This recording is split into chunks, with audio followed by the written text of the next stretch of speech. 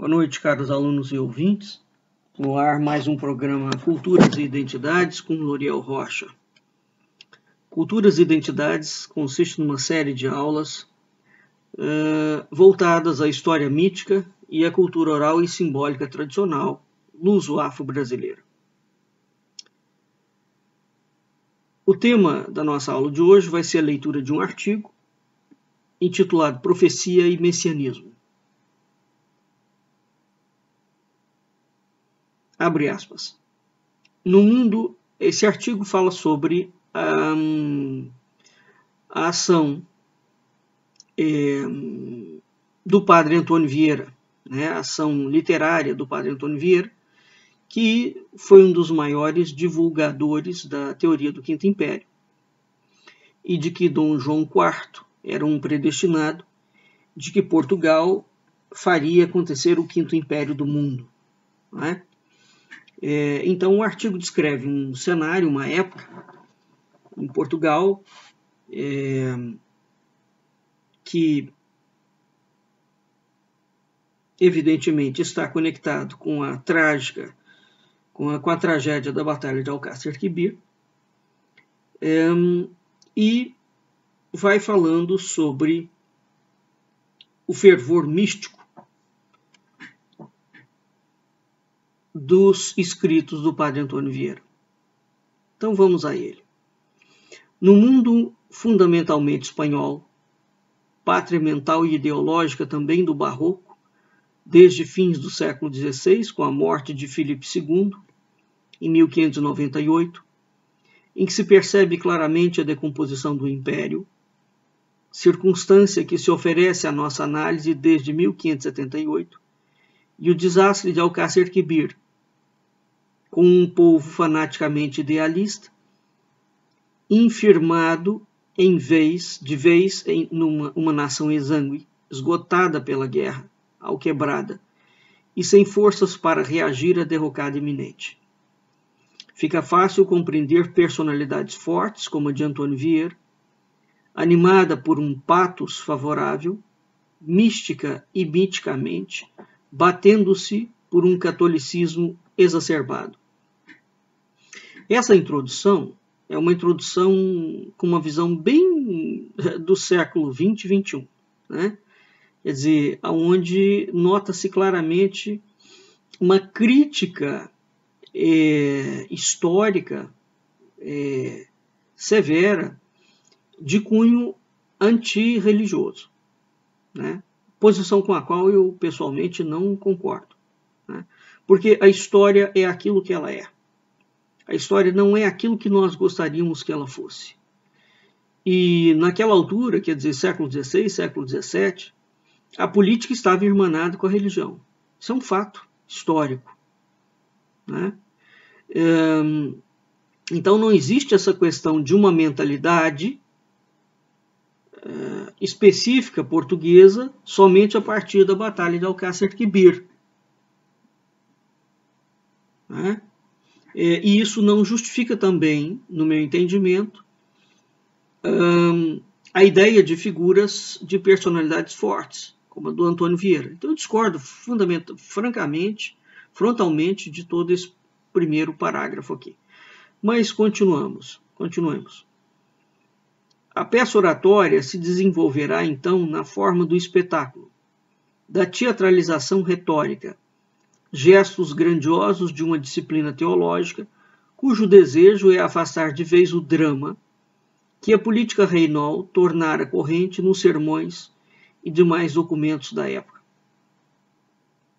Isso aqui vai contra a história de Portugal, sabe por quê? Porque a história de Portugal toda é envolta em profecia e messianismo. Toda. Então, fazer esse recorte aqui é temerário.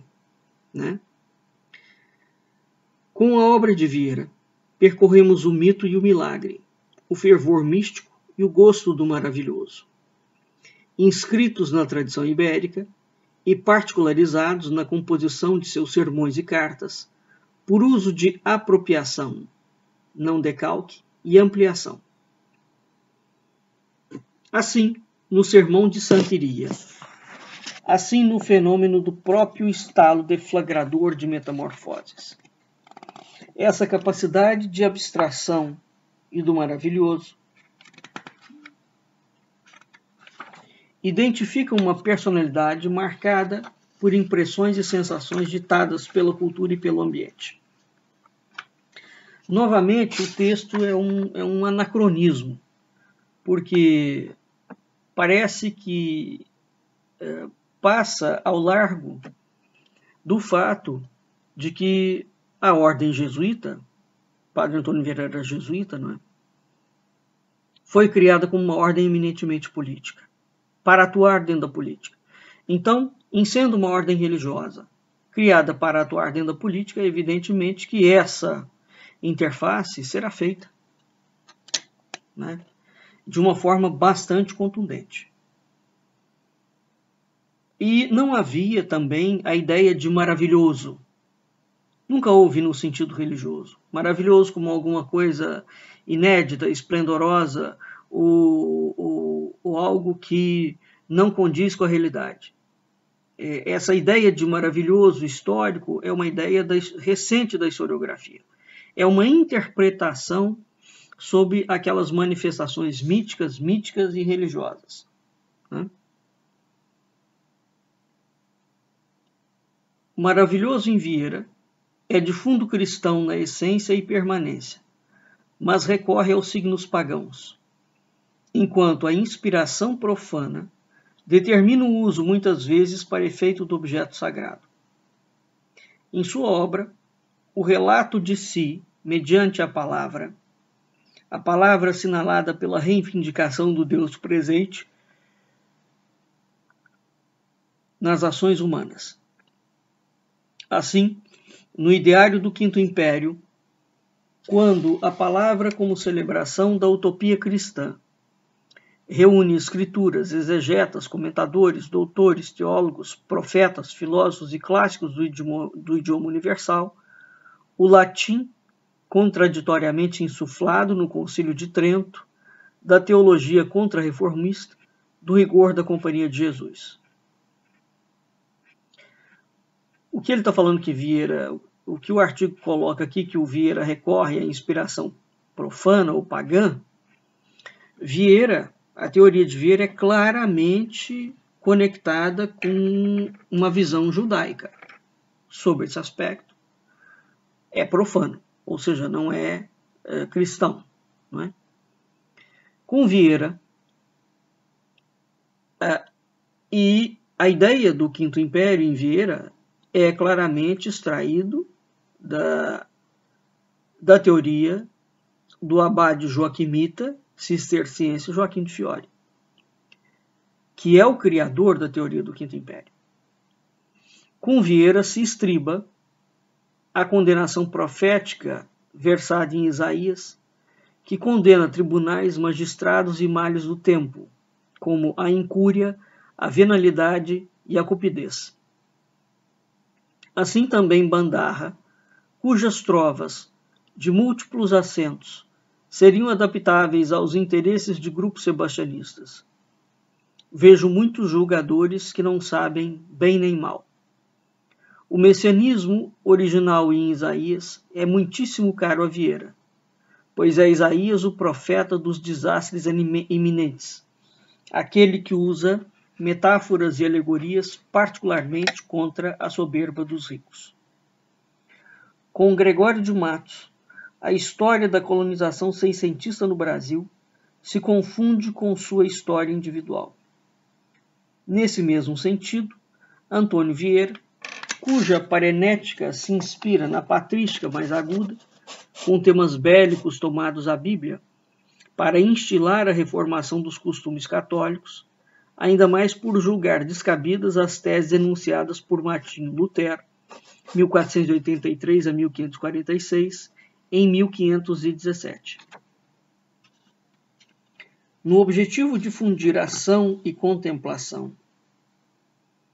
Vieira assume como referência os espanhóis Inácio de Loyola e Teresa de Arrumada e Cepeda. Para quem não sabe, Teresa de Almada e Cepeda é nada mais, nada menos que Santa Teresa d'Ávila, né? Fundadora, monja fundadora da Ordem das Carmelitas Descalças, não é? Que é um ramo da Ordem de Nossa Senhora do Monte Carmelo. Santa Teresa é uma mística e uma escritora espanhola, doutora da Igreja, não é?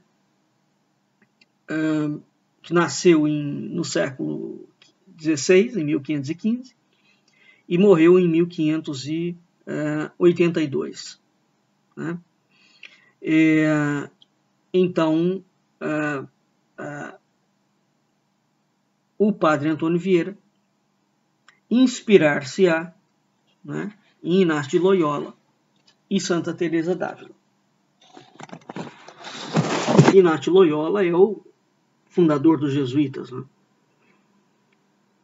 A laboriosa faina profetista obedece a requisitos ideológicos. Utiliza todos os ardis da referencialidade cabalística, diveição projetiva e prospecção de desastres, com o intuito de afirmar-se politicamente. Por isso, um dos autores mais citados por Vieira é o médico português Manuel Bocarro francês. Nasceu em Lisboa, em 1588, morreu em Florença em 1682. Formado em Montpellier e Alcalá, autor de Anacefaloses, obra de recapitulação da monarquia lusitana, em que primeiro se introduz o mito do Quinto Império Universal. A obra de Bocarro foi publicada em 1642, queimada pelo Santo Ofício, que também proibiu luz pequena lunar e estelífera da monarquia lusitana. Explicação do primeiro Anacefaloses, editado em Roma em 1626. Bocarro francês, assim chamado por ter vivido na Europa a maior parte do tempo, cristão novo fugido dos rigores da Inquisição, era astrólogo, matemático e alquimista, além de médico. Sua Anacefaloses quarta da monarquia lusitana aproveita elementos de cabala e astrologia. É poema composto de 131 oitavas, dedicado a Filipe IV, e desenvolve a feição monárquica de Portugal com base em 4 estados: astrológico, com vaticínio sobre o futuro de Portugal; régio, reconstituindo os feitos dos soberanos; titular, que trata da dignidade do reino; e heróico, sobre os varões ilustres da nobiliarquia portuguesa. A primeira parte da Anacefaloses foi editada em Hamburgo, 1644, mas o autor já publicara Tratado dos Cometas em 1614 e 1619. Para Bocarro, o Salvador, ou Redentor do Reino Católico Português, seria Dom Teodósio II, filho do príncipe Dom Teodósio e neto de Dom João IV. Quem melhor estuda essa tradição do imaginário popular arrimada na crença dos reinos cristãos é Lúcio de Azevedo, em A Evolução do Sebastianismo, em 1984.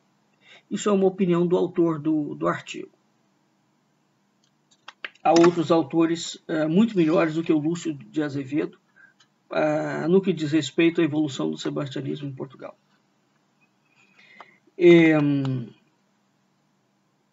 Então aqui verifica-se, mais uma vez, que o Vieira, ao trazer para si a influência do Manuel Bocarro, que é judeu, né, a obra de Vieira será condenada pela Inquisição exatamente por conta dessas pinceladas judaicas dentro da interpretação de um universo cristão. Né? Continuando. Azevedo eleva o sebastianismo à classificação de seita e, na qualidade de fenômenos, estuda desde o ilustre Dom João de Castro, quarto vice-rei da Índia, ao processo do Bandarra, em 1545. Transcreve oitavas do Boccarro, francês, em sua obra, com destaque para as sugestões de vários exemplos de Davis porfiando contra Golias.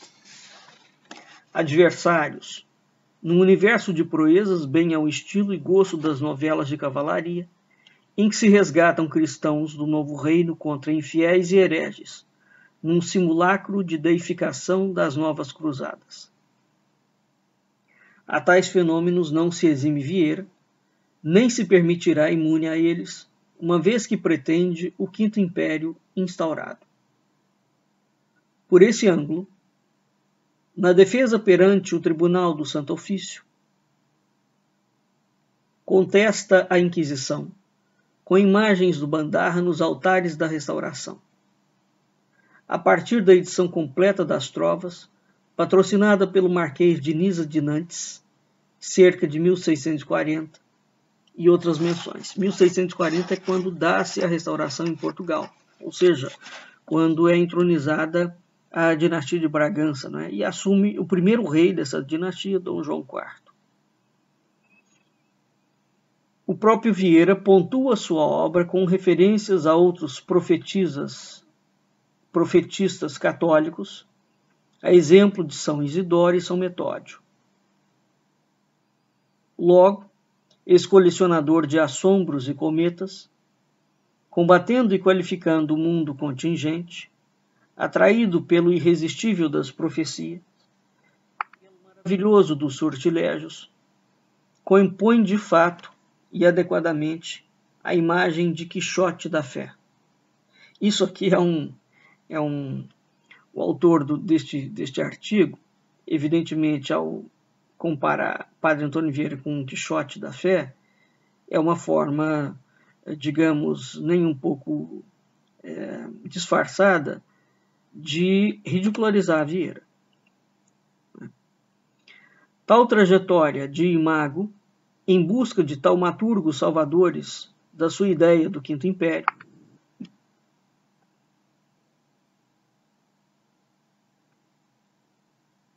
que se adivinhara em 1659, após a morte de Dom João IV, como que ilumina, ainda que equivocadamente, a obra de Vieira, a ponto de, para alguns, confundir-se como risível seu discurso.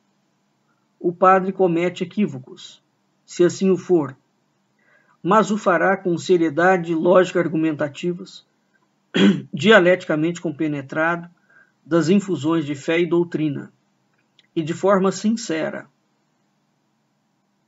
ainda que pareça inconvincente. Assim, no sermão do nascimento de Dom João, celebrando um quase natimorto, primogênito de Pedro II, em 1688, assim no nascimento de novo príncipe varão, em 15 de março de 1695, com Vieira já velho e alquebrado, em consequência do traumatismo causado por duas quedas.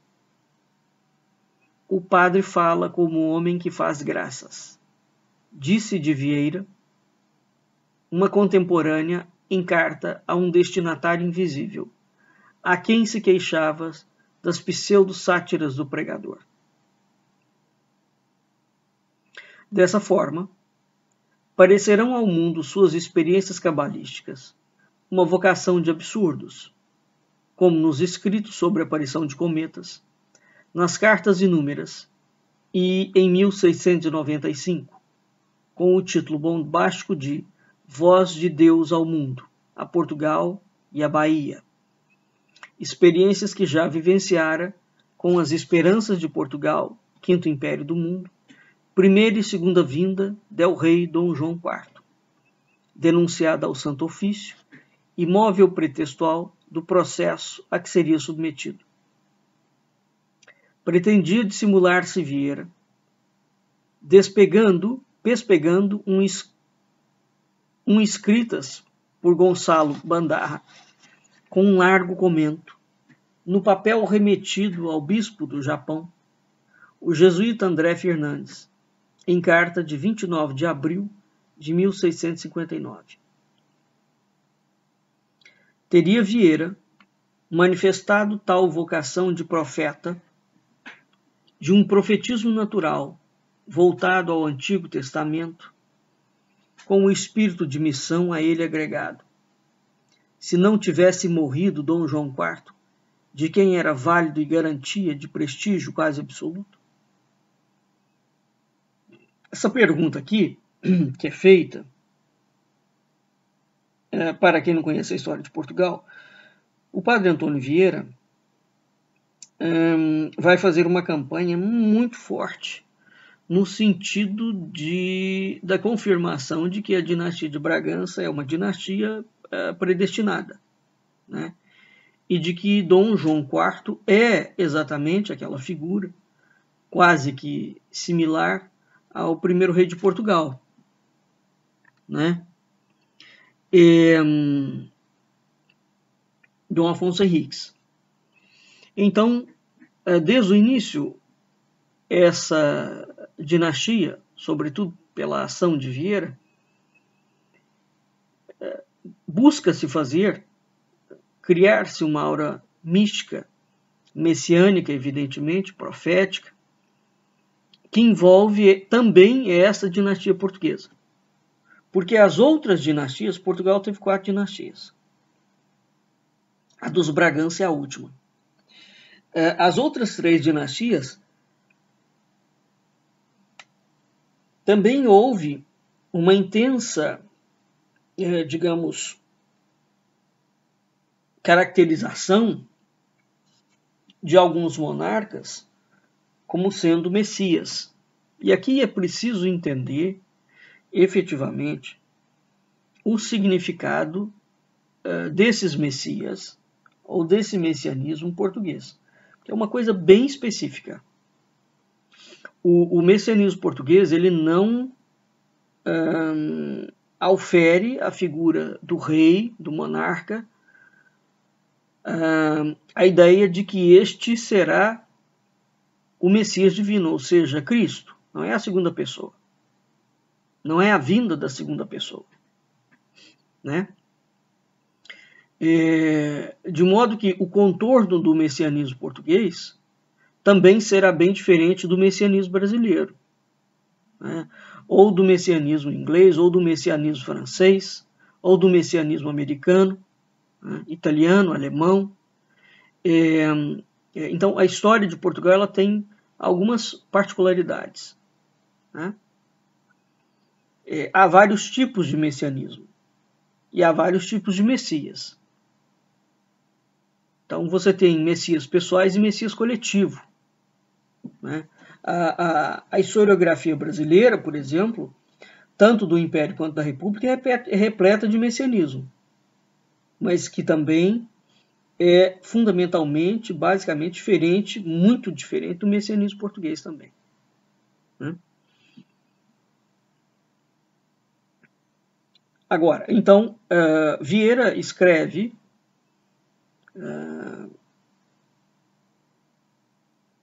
inscreve a dinastia de Bragança como uma dinastia prometida, e ao final da sua vida ele nega tudo,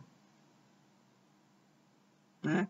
Então ele tem textos extremamente contundentes, sermões, e depois ele desfaz o que ele falou. É uma situação bem curiosa, né? Vieira mora muitos anos no Brasil. É preciso lembrar disso também, será uma voz muito ativa por aqui. E o Brasil tinha, coisa que muito pouca gente sabe, não só o Brasil, bem como a América Latina, tinha já nos próprios índios dessas regiões, dessas plagas, uma tradição messiânica muito forte. De modo que quando os jesuítas e os franciscanos, os dominicanos, vêm com uma visão messiânica, né, para dentro do Brasil, eles não vão encontrar muita resistência nos índios.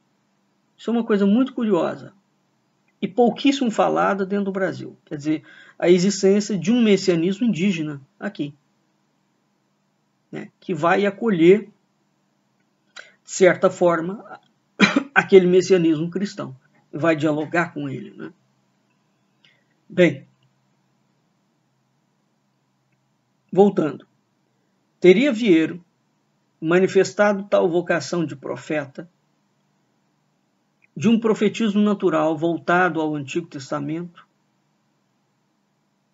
com o espírito de missão a ele agregado. Se não tivesse morrido Dom João IV, de quem era válido e garantia de prestígio quase absoluto, na confirmação de profecias, em que dissimula ou reduz a seus interesses qualquer experimento, até mesmo do rigor racionalista, o pregador parece nos intimar ao consumado, porque seu gesto de desespero é de quem sente perdido o antigo prestígio e sobrevém às esperanças a tentativa de um alto conforto.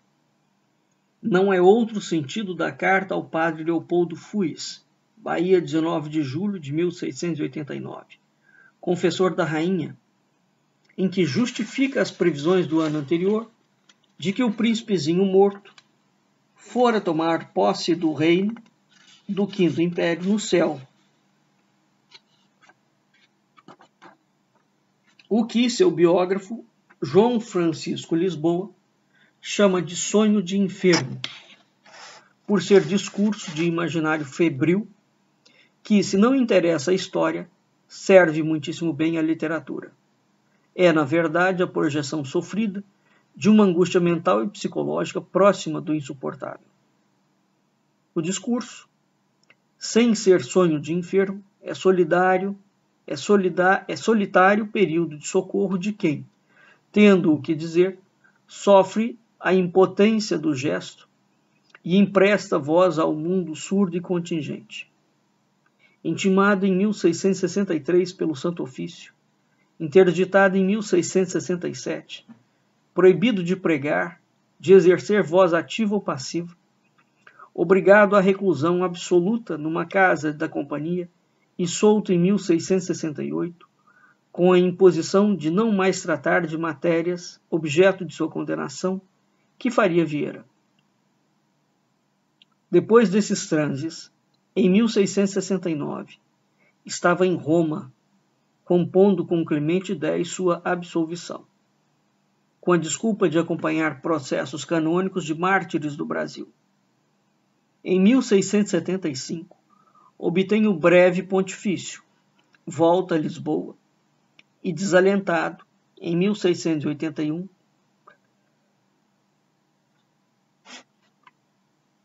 retorna definitivamente à Bahia, onde viria a assegurar a posteridade. Foi, portanto, a interrupção do valimento reinol que moldou o Vieira profetista.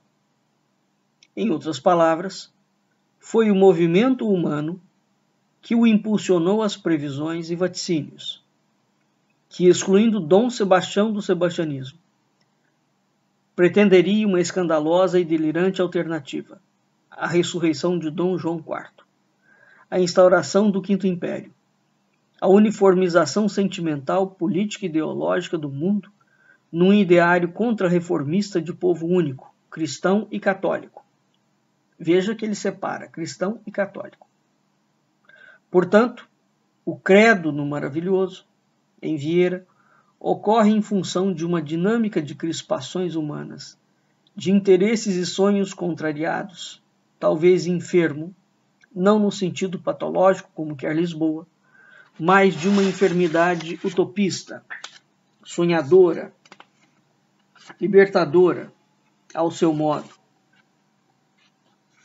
Tão convincente, o escritor fantasista, ideólogo tão veraz na ficcionalidade, que, quase um século depois, alcançaria de Pombal e de seu escrivão João Seabra da Silva, na dedução cronológica, 1788, 1768, desculpe, livro e autor adeptos do regalismo de Dom José e de franco libelo anti-jesuítico. O atributo de façanhoso Antônio Vieira, a quem se atribui a redação e autoria das Trovas do Bandar.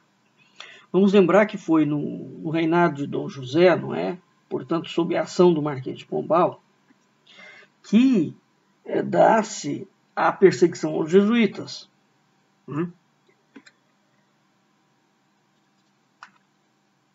A perseguição, a extinção da ordem jesuíta, suspensão, e a transferência de todo o patrimônio da ordem, o confisco, né? Evidentemente, em sendo os jesuítas funcionários públicos da coroa portuguesa, que atuavam fortemente no Brasil, dentro de um plano educacional e comercial também, né? Muitas das atividades mineradoras estavam nas mãos de jesuítas no Brasil. Então, evidentemente que essa ação do Marquês de Pombal para a coroa portuguesa, ela fez um desmonte no império como um todo, não só no Brasil, no império como um todo, né? E esse desmonte, essa quebra do império, da sustentabilidade política administrativa do império, ainda precisa ser devidamente estudado. Muito se escreveu sobre, evidentemente, a ação do Marquês de Pombal, dos jesuítas, mas dentro de um cariz econômico, quer dizer, quais são as repercussões econômicas, culturais, etc., isso ainda está por fazer, né? Bem, pode-se ver facilmente que todo Vieira profetista, e aqui especificamente as obras Quinto Império, Claves Profetarum, Palavra Empenhada, História do Futuro. Todo Vieira profetista move-se por uma motivação exterior, o desprestígio reinol, ditada, embora por circunstâncias psicológicas de agudo senso de perda, de solidão, angústias típicas de infelizes. Claves Profetarum, ou Chave dos Profetas, relato do reino de Cristo na Terra, que alguém supôs equivocadamente redigida na Bahia. O que carece de substância histórica, uma vez que Vieira menciona várias vezes em cartas anteriores ao seu retorno a Salvador. Claves Profetarum é deliberadamente uma tentativa de peça erudita, com citações, remissões e argumento letrado e canônico para a defesa de ideias. Na esperança de Portugal, teria incorrido em erro na suposição de que se utilizara de Bandarra como um idiota útil. Sua culpa seria considerada herética por acreditar o Santo Ofício ser herética a crença absoluta, cristã, para além de Cristo, na ressurreição de um morto comum, mesmo que este morto fosse rei, no caso de Dom João IV, né? Porque o Vieira fala claramente, para continuar defendendo a teoria que ele propugnava, né? Que Dom João IV ia ressuscitar.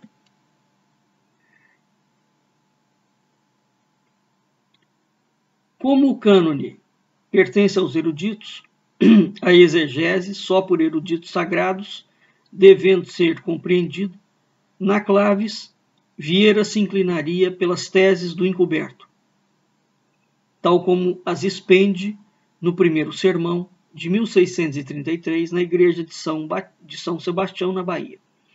É preciso entender que o sebastianismo é um tipo de Messias, né? Mas há outros tipos de Messias em Portugal, como o desejado, né? O encoberto. Então, são temas que, embora possam parecer similares, eles são distintos, né? Vieira se inclinaria pelas teses do encoberto, tal como as expende no primeiro sermão, de 1633, na igreja de São Sebastião, na Bahia. Sem ligarmos as queixas de Pedro Calmon, de que Vieira propendia para leituras cabalísticas e abusou de profecias e profetas, a verdade é que o pregador tinha claro o recurso da glória, inclusive de si mesmo, como ministro eclesiástico. Se assim fora, não passa por descabida, mas por equívoca, a hipótese de João Francisco Lisboa, para quem Vieira não pretendia a glória de João IV, senão a própria, simbolizada nos versos de Bandarra. Eu vejo um alto engenho em uma roda triunfante. Aqui, evidentemente, a crítica de João Francisco Lisboa tem que ser descontada, porque o secretário o faz já imbuído de um espírito de perseguição aos jesuítas.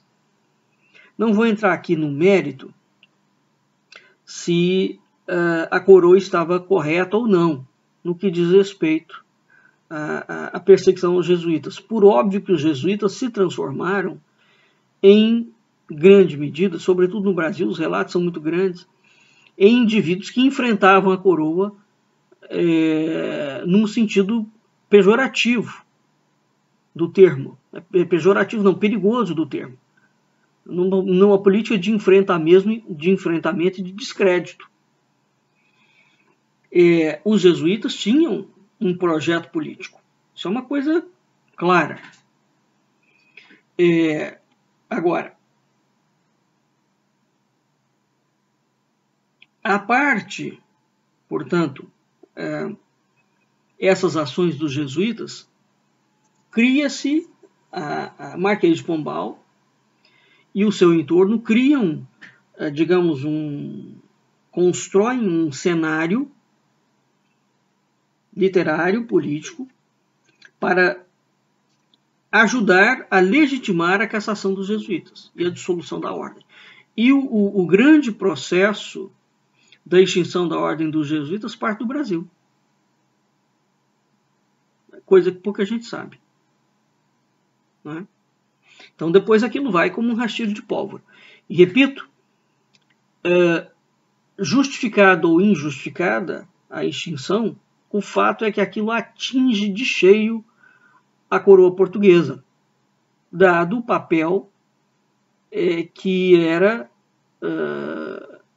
específico, né, que os jesuítas desempenhavam dentro de uma estrutura político-administrativa. Né? Bem, concluindo aqui, finalizando, ao tempo e à oportunidade dos sermões, reunidos em torno do tema da palavra empenhada e desempenhada, Lisboa chama Vieira de velho decrépito. Caso de perguntar, qual dos dois mais decrépito, o biógrafo ou o biografado? Seria Vieira decrépito aos quase 90 anos, esbanjando lucidez de verbo e exegese, ainda que sobre matérias discutíveis até dispensáveis? Afinal, qual o verdadeiro conceito de decrepitude para João Francisco Lisboa? Azedo Lisboa, curiosa metonímia, que via como absurdas tanto as interpretações vierianas das Escrituras, quanto, mais ainda, o livro das escatologias, pronunciado por Antônio Vieira na formulação do Quinto Império. É aquilo que eu falei. O círculo do Marquês de Pombal, evidentemente, estava empenhado em encontrar anacronismos e matérias, não é, para fazer desacreditar os jesuítas. E evidentemente que, sendo o Vieira um grande propugnador do Quinto Império, não é? Para Portugal e para os Bragança, quais serão as repercussões do enxovalhamento da obra de Vieira para a própria autossustentabilidade da coroa portuguesa como aquela dinastia, como aquela coroa que faria acontecer o Quinto Império no mundo. Então, isso é uma pergunta importante de se fazer, não é? Porque se você está desacreditando o Vieira, você não está desacreditando só a obra dele. Se a obra dele fala sobre o Quinto Império, fundamentalmente, o Quinto Império para Portugal, de Portugal, em Portugal, Portugal como grande elemento de concretização do Quinto Império. Então, evidentemente que a ação da política pombalina atinge no coração do Império Português essa ideia do Quinto Império. Não é?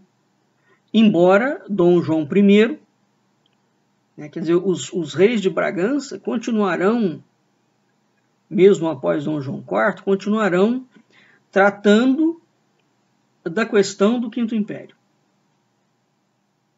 Tá?